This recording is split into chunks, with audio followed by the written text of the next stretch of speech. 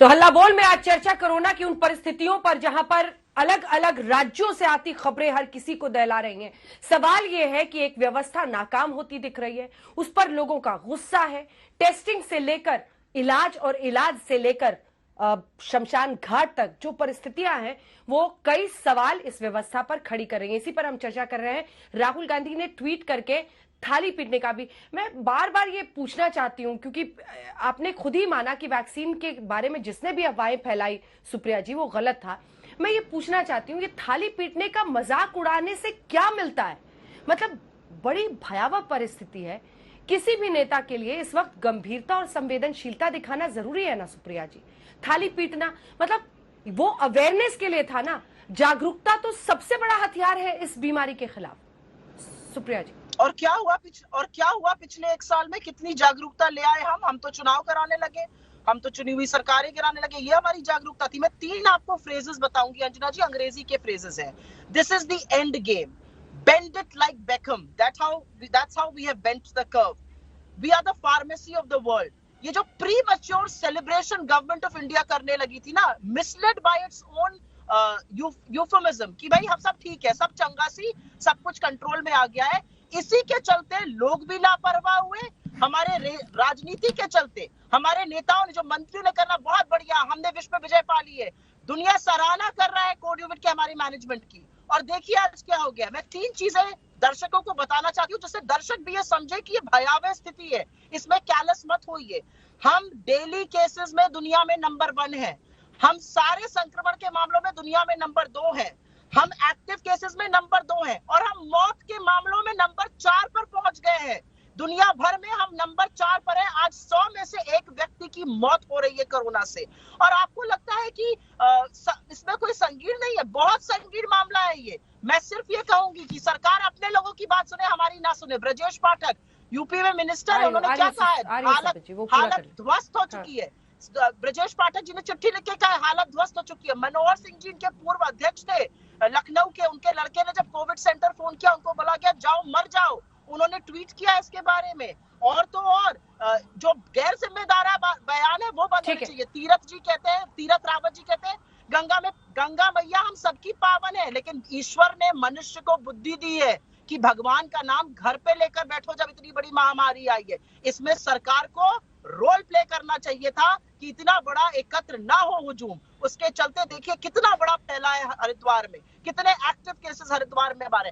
इसका दोषारोपण मैं नहीं कर रही हूँ, लेकिन इसकी जवाबदेही तो बनेगी ना। सरकार में तो भाजपा है ना, हम तो नहीं है सरकार में।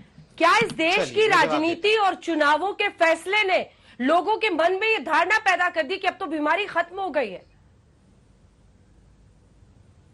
देखिए, इन्होंने कहा कि भारतीय जनता पार्टी ने प्री मैच्योर सेलिब्रेटरी स्टेटमेंट्स दिए।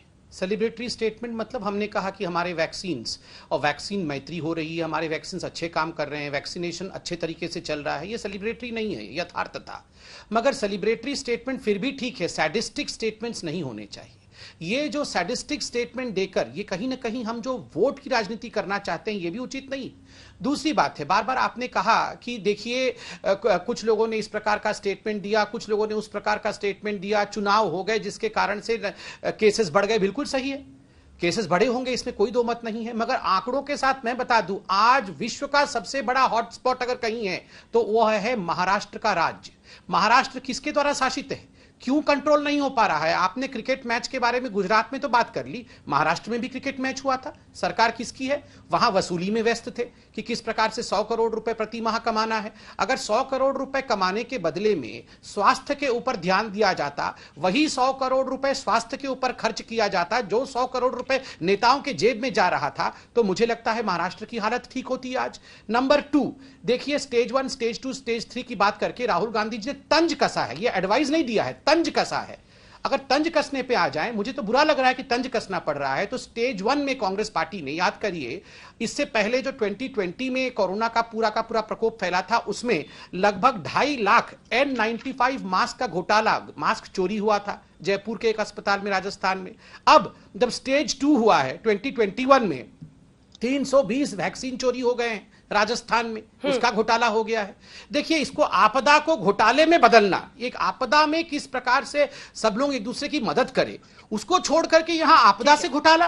आपदा में भी 320 वैक्सीन चोरी, 2.5 लाख N95 मास्क गायब, उसके मैं पैसे आ सकती कहां हूँ जा अंजना रहे जी हैं? अब? बताइए, इसका जवाब कौन देगा? इसका जवाब कौन देगा? और अंत में मैं इतना ही कहना चाहता हूं, देखिए ठीक है, तू मैं से सुप्रिया कुछ जी, नहीं सुप्रिया होगा। जी। बिल्कुल सही बात है। अंजना मैं जी। कंप्लीट कर रहा हूं 10 सेकंड में। और सुप्रिया जी, मैं जानता हूं कुछ स्थानों पर complete कर ऑक्सीजन रहे हैं, की वो कमी complete हुई कर है, रहे हैं। कुछ स्थानों पर रेमडेसिविर की कमी हुई है। देखिए, मैं कुछ यथार्थ बातें, अभी प्रधानमंत्री कुछ जी ने जो बोल लूं मीटिंग अब की थी अंजना ऑक्सीजन जी? को लेकर, तीन बड़ी बातें मैं प्रधानमंत्री जी के बता दूं ठीक है, ताकि वो लोगों पूरा में कर रहे एक हैं। कॉन्फिडेंस आए। अंत करें।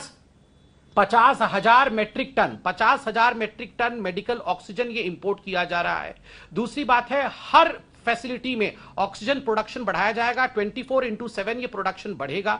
और डेली डोज जो कंट्री का है वो 7127 मेट्रिक टन बढ़ाया जाएगा। जितने भी स्टील प्लांट इत्यादि किसी भी स्टेट में है, वो सारा ऑक्सीजन अपना मेडिकल यूज के लिए डाइवर्ट करेंगे। जैसे छत्तीसगढ़ में सेल को कहा गया है वो अपना ऑक्सीजन मेडिसिन के लिए, मेडिसिन पर्पस के लिए दे। महाराष्ट्र में JSW और बाकी जितने भी स्टील प्लांट है वो ऑक्सीजन उसके कारण से दे। और जो 162 pressure swing absorption PSA plants थे, वो सारे तत्कालीन चालू किए जाएंगे अंजना ताकि जी, मैं आ ज्यादा से जाऊं? ज्यादा ऑक्सीजन गांव के जो हॉस्पिटल है वहां तक पहुंचाया जा सके। तो जनता से मैं कहूंगा, बिल्कुल सही है, प्रश्न पूछिए, मगर हम ठीक है। पूरी तरह से तैयारी के साथ आगे बढ़ेंगे।